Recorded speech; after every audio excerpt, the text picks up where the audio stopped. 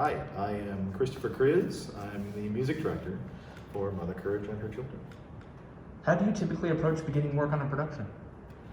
Well, the first thing is to read the script, hopefully. That's always the first step, or read the score, or whatever the piece happens to be.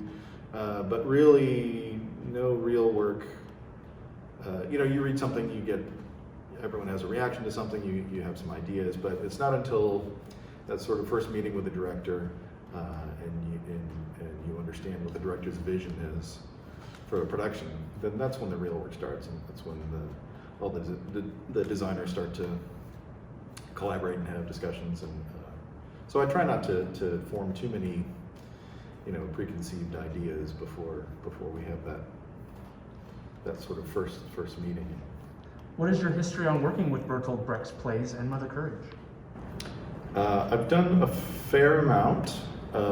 This is actually the second production of Mother Courage that I'm working on, and I actually did it with Anne Shanahan years ago in Chicago, and I've done several productions in Chicago of some of the lesser produced works, like Ball. I did an extraordinary production a few years ago, and more recently Life of Galileo with Remy Bumpo Theater. That was a great one for me because I got to write a full score of incidental music for that one, and that was a lot of fun. And Threepenny Opera a couple of times. Interestingly, I was a Kurt Weill fan first.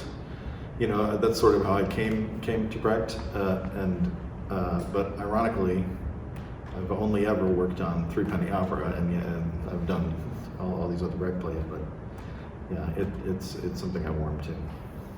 What are some of the challenges that you faced in music directing during a pandemic? I'll say this. This is the first time since this pandemic that I have been in a rehearsal room with other people. Granted, we're masked, we're distanced, but this is sort of my first, sort of step back into the pool of production and rehearsal and performance, and I can feel myself getting a little emotional about it because it's really been rewarding just as far as we are right now in the process. But from a practical standpoint, it's been pretty easy. I mean, it's weird to be singing with masks on, and you can't quite have that sort of close relationship with your singers and actors that one normally would. And actually, we've done music rehearsals via Zoom a couple of times, and even that was okay. You just roll with it, and you understand what the parameters are, and you figure it out, and you do it, and the work still happens, which is the best part, I think. How does Bertolt Brecht's idea of Justus affect the singing and music in Mother Courage?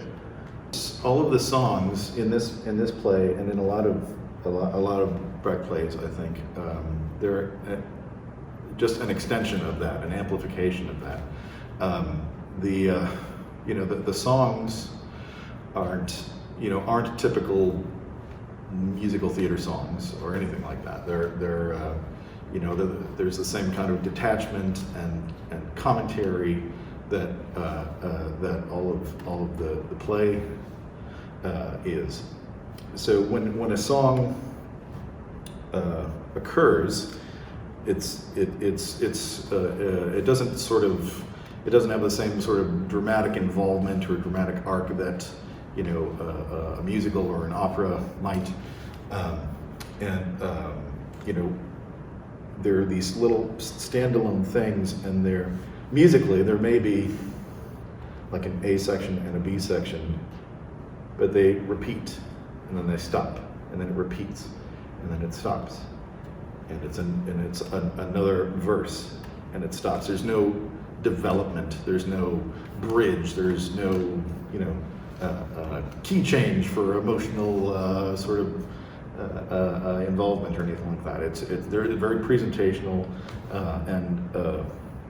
and quite expressionistic too.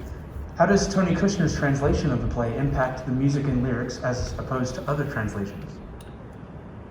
When Anne and I worked on Mother Courage previously, we did the Eric Bentley translation, which I believe was the first English translation in around 1960, late 50s, whenever that was done.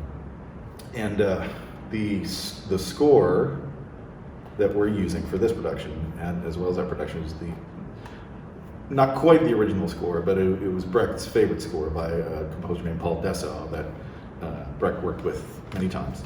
And that score sort of lived with the play and was sort of the score that you received when you would apply for the rights to the play.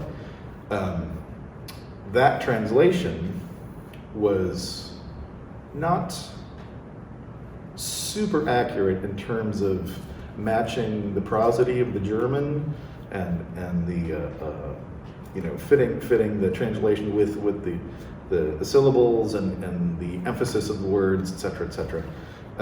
So we just but we had to kind of work with it.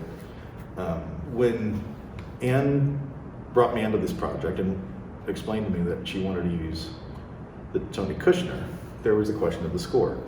And because they had, for all the recent productions, there's been new scores written for everyone. And so it was, well, do we write our own score? Do we try to get one of these other new scores, or what? And then we talked about the Paul Dessau score.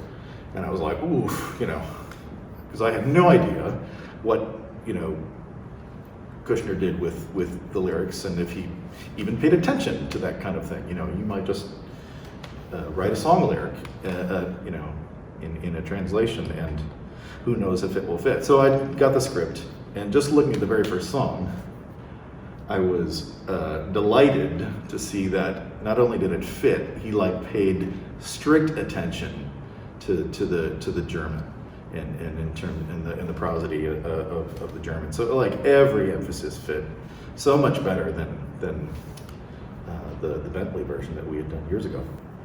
What about the music do you think audiences will find powerful? Well, it is uncompromising, pretty difficult mid-20th century classical music. It's not simple to perform and even to listen to. And as I was kind of alluding to before, the repetition plays a big part in the music, not in the way that minimalism uses repetition, like Philip Glass, that kind of thing. It's quite the opposite. The music is, you could almost call it maximalist in that way, in terms of the harmonic language and the rhythm. It's quite dense and difficult, and so an audience, it's not the kind of songs that an audience is going to walk out of the theater whistling, probably, unless you're me. But that's not what it's for either. The music is meant to hold up a magnifying glass to an actor, and sort of everything that the play does, just have them step out of that, and the use of projection and signs that would be dropped in Brecht's productions, putting a frame around this idea or this comment. That's what it's for. That's what it's about. What do you hope audiences understand about the characters or world of the play through the music in Mother Courage? Clarity, simply, and there's a lot to, especially if you're seeing Brecht for the first time, or even just this particular play for the first time. Those musical moments can really help an audience understand the world of the play.